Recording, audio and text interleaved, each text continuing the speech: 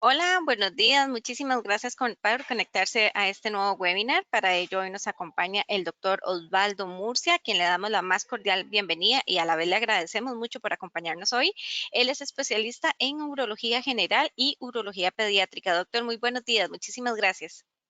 Muy buenos días. Bueno, muchísimas gracias por la oportunidad y para darles una presentación con respecto a todo lo que tenemos que saber con respecto a la vasectomía, que es la esterilización masculina quirúrgica. Es un procedimiento que, como vamos a ver, es muy accesible, es también bastante rápido y que tiene muy baja morbilidad, que significa que no produce tantos problemas posteriores al procedimiento. Listo. Doctor, Vamos. perdón, nada más Ajá. antes de que continúe con la charla, es importante recordarles a todas esas personas que se conectaron que si desean hacerle alguna consulta al doctor, lo pueden hacer a través del chat que nosotros tenemos acá y cuando el doctor finalice, nosotros se las hacemos llegar. Entonces, doctor, ya ahora sí, disculpe la Ujú. interrupción y No se continuamos. preocupe. Bueno, muy bien.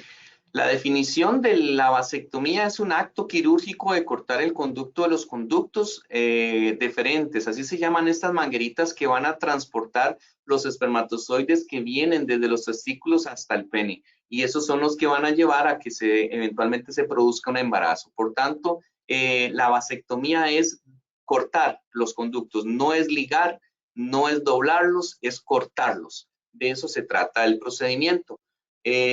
¿Cuáles son las características del procedimiento? Bueno, lo que se quiere es controlar la natalidad, significa que ya que no quiero tener más hijos, estamos decididos como pareja o como hombre, que yo no quiero tener hijos, entonces en ese momento se toma la decisión. Es una esterilización permanente, es lo más importante. Hay que tomar en cuenta de que si yo tomo una decisión tan importante es para mantenerla en el tiempo. Vamos a ver que después se puede hacer una reversión, sin embargo hay sus pros y sus contras, pero tenemos que pensar que siempre va a ser de manera permanente. Tiene bajo riesgo de inconvenientes, es una cirugía mínimamente invasiva, prácticamente es ambulatoria y en el 99.9% de los casos es efectiva. Por tanto, es una cirugía que es reproducible y además de eso con muy buenos resultados. ¿Cuáles son los datos importantes? Bueno, es importante decir que cada testículo tiene un conducto y en los testículos es donde se producen todos los espermatozoides. Por cada mililitro de semen que se eyacula, se van a producir de 20 a 30 millones de espermatozoides. Es decir, que el testículo, dentro del testículo viven los espermatozoides, pero constantemente están subiendo por el conducto hacia un saco que se llama vesículas seminales y ahí es donde se mantienen almacenados. Cuando nosotros cortamos el conducto, siempre van a quedar algunos espermatozoides todavía en el sistema que necesitaremos después eliminarlos. ¿Cuáles son las indicaciones que tenemos para este procedimiento de vasectomía? Bueno, el primero que es el deseo masculino de esterilización quirúrgica, también el deseo de la pareja, de control de la natalidad y anticoncepción definitiva. Además de que si en la pareja ya hubo un nacimiento previo y hubo un riesgo materno-fetal, ya sea que la mamá le fue muy mal, a la esposa le fue muy mal o hubo un riesgo de casi muerte inminente o que es frecuente encontrar que a la madre del producto se hizo hipertensa durante el embarazo, tuvo una hipertensión severa o se hizo diabética o tuvo algún problema severo que comprometía su vida y que fue de mucho riesgo, no deberíamos de exponernos a un nuevo embarazo. E igualmente, cuando tenemos lesiones severas en el producto, en el feto, donde eventualmente son incompatibles con la vida y se estudia al feto posteriormente al nacimiento y se demuestra que existe una malformación y que el riesgo de que vuelva a producirse la malformación está presente, se tendrá que considerar si se desea o no un segundo embarazo. Por tanto, también es una indicación para la vasectomía. Enfermedades crónicas, como decía, si la madre tiene eventualmente diabetes, hipertensión, enfermedades cardíacas o enfermedades pulmonares, es un riesgo materno, por tanto, tenemos que tener cuidado, o igualmente enfermedades hereditarias, tanto femeninas como masculinas, que puedan pasárselo al producto. Por tanto, entonces, en ese sentido, tenemos que tener claro de que la vasectomía es uno de los métodos por los cuales podremos evitar un nuevo embarazo. ¿Qué diferencias existen entre la esterilización masculina y femenina? Bueno, existen muchas.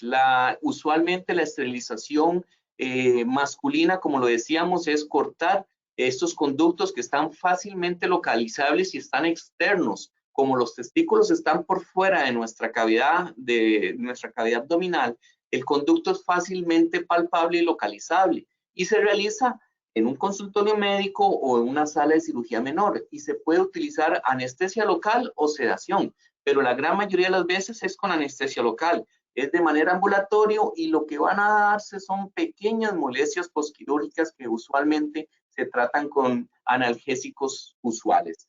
¿Qué tiene que ver con respecto a la esterilización femenina? Con respecto a la esterilización femenina, ya no está dentro, no está por fuera de la cavidad abdominal, está por dentro de la cavidad abdominal. Hay que buscar esta estructura que se llama trompas de falopio, que es por donde va a transportarse el óvulo. Entonces, usualmente el útero y las trompas están dentro del abdomen. Se va a necesitar una sala de operaciones, se va a necesitar una anestesia general para esta paciente, y usualmente se deben de quedar un día de internamiento para que la recuperación sea la más adecuada. Puede generar dolor pélvico intermitente postoperatorio y alteraciones de los ciclos menstruales que se han reportado por el corte del tubo que se llama trompa de falopio, y el procedimiento se llama salpingectomía bilateral. Por tanto, hay sus ventajas y sus desventajas con respecto a la esterilización masculina, con respecto a la esterilización femenina. ¿Cuáles son los tipos de vasectomía que existen? Porque hemos escuchado, nos han dicho, es que a mí me lo hicieron sin bisturí, es que a mí me hicieron tal cosa, es que a mí me los quemaron, es que a mí me los ligaron. Bueno, usualmente se dividen vasectomías con bisturí o sin bisturí, pero siempre va a existir una herida en la piel. Únicamente la forma de cómo se hace la herida es si se utiliza o no se utiliza el bisturí. Son pequeñas incisiones que se hacen en cada hemiescroto, usualmente una de cada lado, y son pocos los pacientes en los cuales se les hace una sola herida por la línea media del escroto, y por ahí se puede llegar también a ambos conductos. Sin embargo, cuando se hace por la línea media, tenemos que considerar que esos conductos son muy fáciles de tocar y movilizar. Cuando tenemos conductos que son difíciles de localizar o difíciles de movilizar, y hacemos una incisión por la línea media, probablemente esta persona va a quedar con mucho más molestia que si lo hubiésemos hecho de maneras separadas. Por tanto, el procedimiento, tenemos que ver cada paciente y ver cuál es la mejor técnica para que la situación posterior sea muy buena, su recuperación. Pero esto de que con bisturí o sin bisturí es prácticamente si utilizamos el filo del bisturí o utilizamos una pinza, que va a ser siempre una herida, y que vamos a ocupar también colocar probablemente algún punto o hilo que se va a reabsorber con los días siguientes al procedimiento.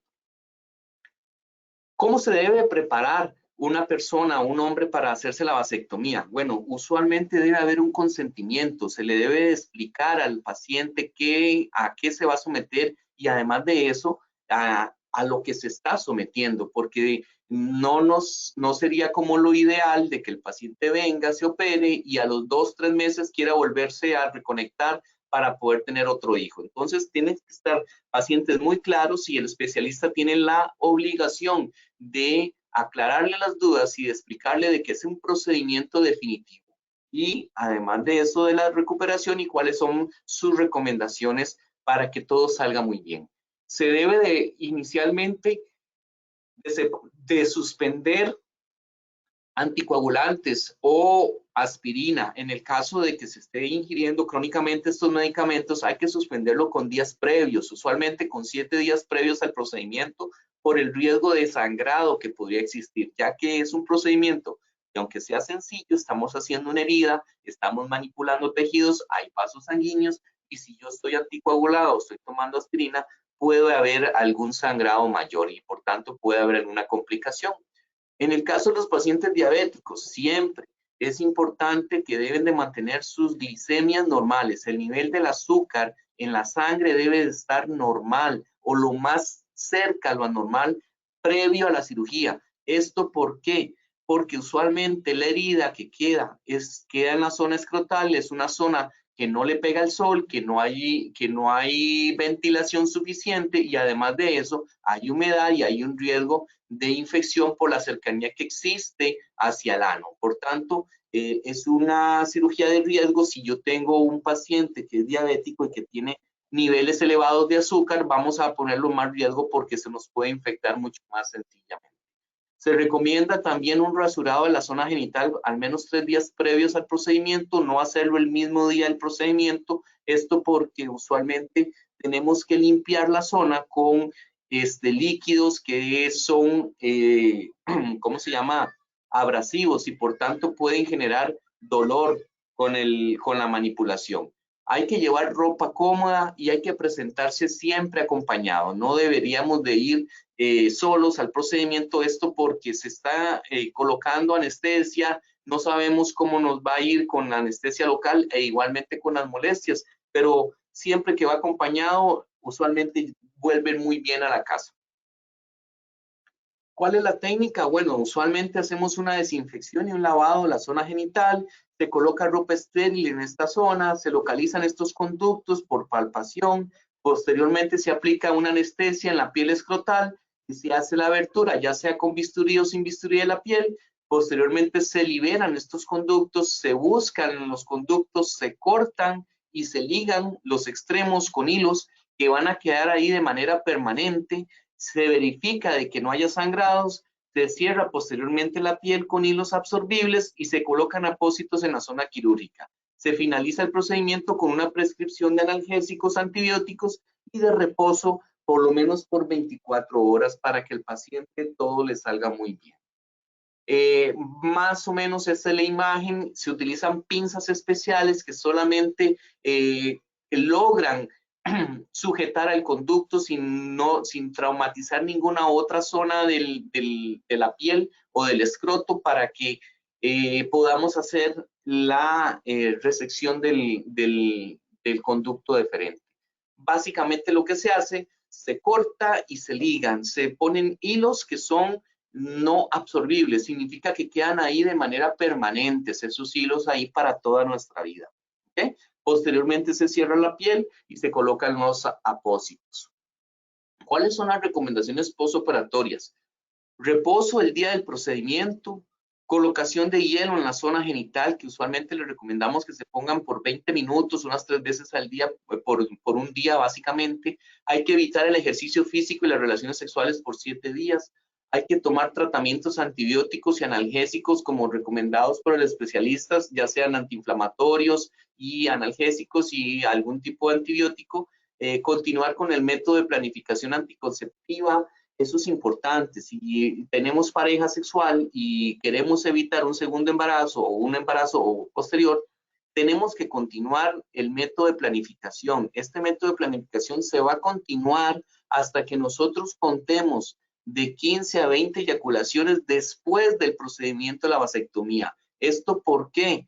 Porque siempre quedan espermatozoides en los conductos después de donde nosotros cortamos. Entonces hay unos saquitos que se llaman vesículas seminales. Esos saquitos son los que almacenan todo el semen que se está produciendo durante todo el día en los testículos, que llegan hasta estos saquitos, ahí quedan, y cuando se tienen relaciones sexuales, parte de estos saquitos se van vaciando. Sin embargo, en una sola eyaculación no se vacía todo, por tanto se necesitan varias eyaculaciones, de 15 a 20 eyaculaciones, para asegurar de que ya todos estos saquitos se hayan vaciado y que el semen que sale ya no lleve espermatozoides. Posteriormente habrá que hacer un conteo de espermatozoides al cumplir esas 20 eyaculaciones para que el resultado nos diga que no hay espermatozoides, o el término que nosotros utilizamos es azospermia. Es importante mencionar en este punto de que nosotros no podemos ver por las características del semen si tiene o no tiene espermatozoides. Eso es prácticamente microscópico, no se puede ver. Por tanto, no nos podemos como jugárnosla de que ya estoy vasectomizado, ya no tengo espermatozoides y no me hago el examen del conteo. Por tanto, existe el riesgo de que si yo no me hago el conteo, puede pasar de que siga produciendo espermatozoides y hay un embarazo. Y esa producción de espermatozoides pudo o puede ser por una mala técnica o porque no ha sido el especialista el que le ha hecho el procedimiento, y esto es lo que hemos visto de los embarazos posteriores a vasectomía, que son procedimientos que no se los hizo el especialista y que además de eso no se hicieron el examen y luego apareció el embarazo. Entonces ahí es cuando hacen el espermograma y se dan cuenta que siguen produciendo espermatozoides en grandes cantidades y que por eso fue la razón del embarazo. Y hay que volver a someter al paciente a la revasectomía de ambos lados porque no sabemos cuál lado fue el que no se ligó bien. Casos especiales, bueno, los pacientes con bolsas escrotales pequeñas, pacientes con testículos que están prácticamente en la ingle, estos pacientes son difíciles para poder hacerlos en el consultorio médico. Pacientes con dolor crónico testicular, hay que decirle al paciente que si ya tiene dolor, puede suceder de que el dolor se mantenga o aumente posterior al procedimiento por un tiempo más, pero no pensemos que con una vasectomía el dolor se va a eliminar. Tengo más probabilidad que el dolor me continúe y me aumente con la vasectomía que sí pensar que con la vasectomía se vaya a disminuir el dolor. Pacientes con varicoceles, que son venas que están en el escroto, que son varices, como las que se nos pueden hacer en las piernas a los hombres y a las mujeres, esas varices en ocasiones dificultan encontrar cuál es el conducto y cuál es la vena o la varice. Entonces, esos son los accidentes que han pasado en los cuales ligan una vena creyendo que era el conducto y posteriormente hay un embarazo. Por tanto, eso es importante tenerlo presente. Pacientes ansiosos, un paciente ansioso que tenga miedo a las agujas, que le tenga fobia a la anestesia, que le tenga fobia a la sangre, al olor, esto hay que tenerlo en consideración y probablemente se va a recomendar que este paciente se someta al procedimiento de manera con sedación. Pacientes con decisión de no presenciar el procedimiento también habrá que tomar esa decisión de recomendarle una sedación. Igual se pueden hacer, pero bajo esta condición de que van a meritar sedación. ¿Cuáles complicaciones existen y podrían presentarse en un paciente que se realiza una vasectomía? El sangrado y los coágulos dentro del escroto, a eso se le llama un hematoma, que hagan un hematoma de la zona. Y nos ha pasado a todos. Por tanto, es algo que puede pasar y que hay que estar atento. Y si pasa, hay que tratarlo, es lo más importante. Sangre en el semen se puede ver posteriormente al procedimiento. Pueden existir moretones en el escroto por la manipulación o por algún sangrado menor que pasó inadvertido. Puede haber infección local o testicular.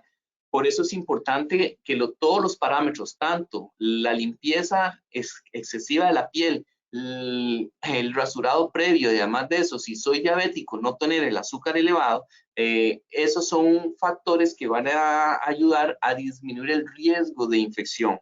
También el dolor, existe la posibilidad que el paciente quede con dolor si no hacemos una buena técnica. Por tanto, es importante que únicamente nosotros vamos a quitar el conducto, vamos a cortar el conducto, no cortamos ninguna otra estructura que pueda generar problema posteriormente. Hemos visto pacientes que han tenido dolor post el procedimiento y es porque se ha hecho una mala técnica o porque han prensado, como le decimos nosotros, algún nervio que le genera dolor importante al paciente con el procedimiento o después de eyacular.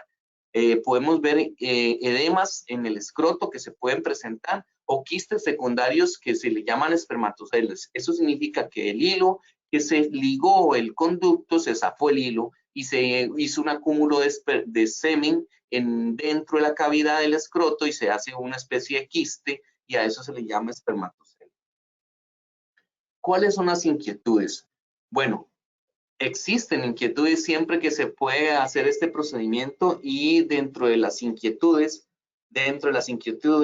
es si afectará o no el rendimiento sexual. No tiene nada que ver el rendimiento sexual con la vasectomía, por tanto, no va a afectar el rendimiento sexual. No causa daño permanente a los genitales, tampoco va a causar problema a los testículos o a los genitales. No aumenta el riesgo de cáncer, porque por ahí alguien escribió alguna vez de que había un riesgo de cáncer de testículo o cáncer de próstata. No hay riesgo con respecto a esto.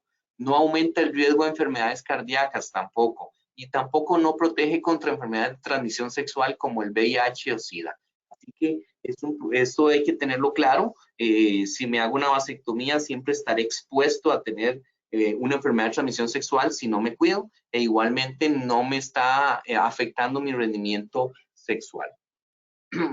¿Cuáles son los nuevos avances? Todavía no está en Costa Rica. Esto es un producto que se quiere y que se está probando, donde lo que se hace es inyectar al conducto un gel que va a impedir el paso de los espermatozoides. Ese gel queda de manera permanente en el conducto y puede durar hasta 13 años. Si eventualmente el método, yo quiero ya antes de los 13 años permeabilizar mis conductos, se inyecta otra sustancia que disuelve el gel y nuevamente se vuelve a permeabilizar el conducto. Este es un avance, se llama basal gel, sin necesidad de tener que hacer una herida y de hacer un procedimiento. Sin embargo, tenemos que tener claro que el conducto deferente es más pequeño que el tamaño de un fideo.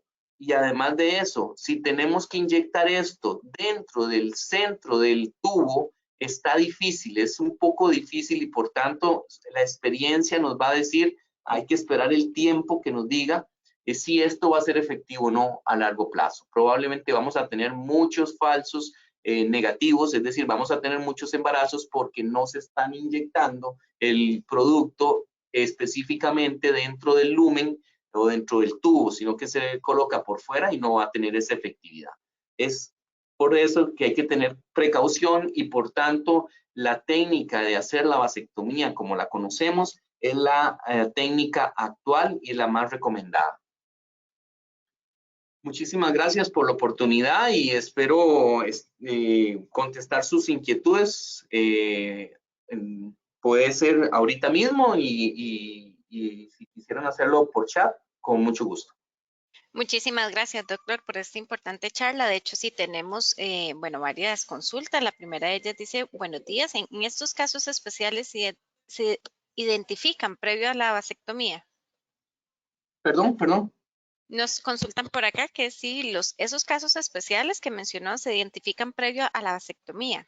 Sí, siempre hay que por lo menos considerar que el paciente debe de tener una consulta previa al procedimiento y si no se tiene esa consulta y se saca de una vez la cita para la vasectomía, el médico tiene la obligación de detectar estos casos, ¿verdad? Que son especiales, valorar el examen físico, valorar cómo está la anatomía y considerar si se puede hacer el procedimiento en este mismo momento o se tiene que posponerlo para un segundo tiempo para poderlo preparar. Siempre hay que pensar de que es un procedimiento que no debe de causar molestias y que debe ser más bien con toda la intención de que todo salga muy bien y que no tenga ninguna molestia posterior. Entonces no vamos a someter al paciente a un riesgo o a que tenga ansiedad o que no sé, que tenga algún susto mayor. Para eso entonces se consideran los casos especiales dar una sedación.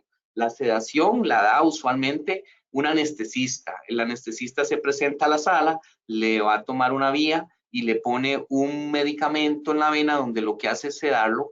Y la sedación es como hacerse una gastroscopía. No sé si casi mucha gente se ha hecho la gastroscopía con sedación. Entonces, cuando se despiertan no sabe qué fue lo que pasó y ya terminó el procedimiento. Esa es la intención, que no haya ningún susto por el procedimiento. Doctora, acá nos consultan que si pacientes de peso grande se recomienda esta operación. El peso no tiene ninguna contraindicación. Lo que hay que considerar es el escroto y si se tocan o no los conductos. O sea, si el conducto está palpable, se puede realizar el procedimiento en el consultorio. Si el conducto no está palpable o el testículo está ascendido, que nos ha pasado en los pacientes que tienen sobrepeso, habrá que considerar hacerlo el procedimiento bajo sedación o en sala de operaciones. No lo contraindica el peso. Lo que hay que hacer es valorarlo y ver dónde se debe hacer. en la mejor intención de que no tengamos ninguna complicación.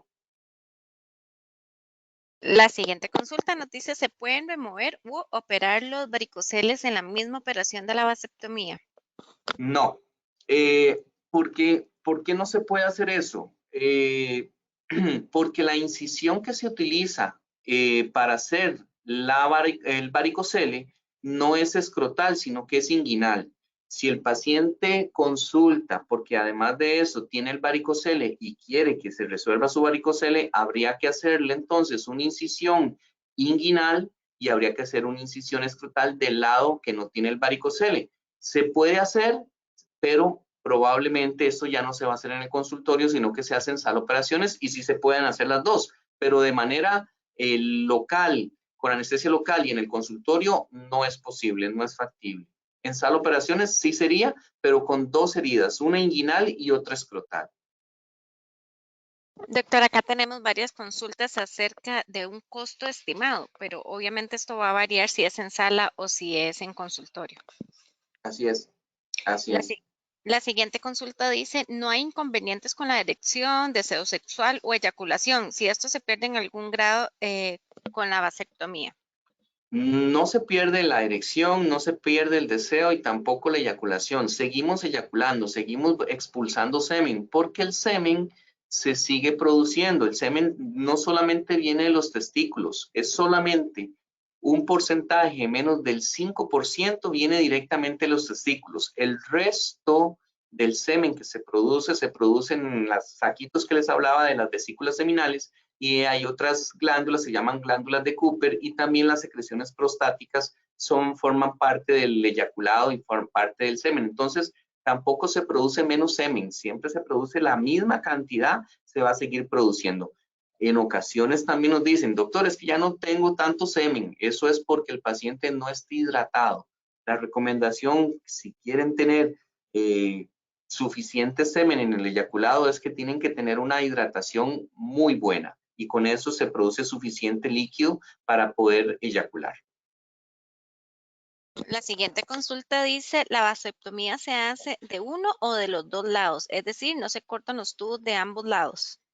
La vasectomía se cortan los dos tubos, los dos lados. Si vamos a hacer una vasectomía es para controlar la fertilidad. Si yo dejo un tubo permeable, va a seguir produciendo espermatozoides y va a haber riesgo de embarazo. Por tanto, la vasectomía se hace de ambos lados, como les explicaba, en heridas chiquititas, o se puede hacer una sola incisión en la línea media del escroto y por ahí se operan los dos lados, los dos conductos. Doctor, bueno, la siguiente consulta dice, ¿esta operación se puede hacer si nunca se ha tenido hijos o si piden algún requisito? Vea, eso es una muy buena pregunta. Sin embargo, nosotros como médicos tenemos la situación es esta. No podemos negarle el procedimiento a una persona que tenga, o sea, que sea consciente y que esté consciente en sus 5 sentidos y además de eso sea mayor de edad. No se le puede negar. Si el paciente no quiere tener hijos y él quiere hacerse el procedimiento, se le dan unas recomendaciones, se le dicen cuáles son los pros y sus contras con respecto a que no quiera tener hijos y que después, digamos, le decimos, luego va a usted querer tener hijos y va a ser más difícil, habrá que explicarle, pero no le podemos negar la oportunidad. Si el paciente lo desea, se le debe de hacer. Si nosotros no lo hacemos y el paciente es mayor de edad, nosotros como médicos nos podemos meter en un problema médico-legal. El paciente tiene todo el derecho de hacer un reclamo legal de que el médico no le está tratando lo que él desea. Muchas gracias, doctor. La siguiente Ujú. consulta dice, ¿debería comprobarse primero si el hombre es fértil con un espermograma?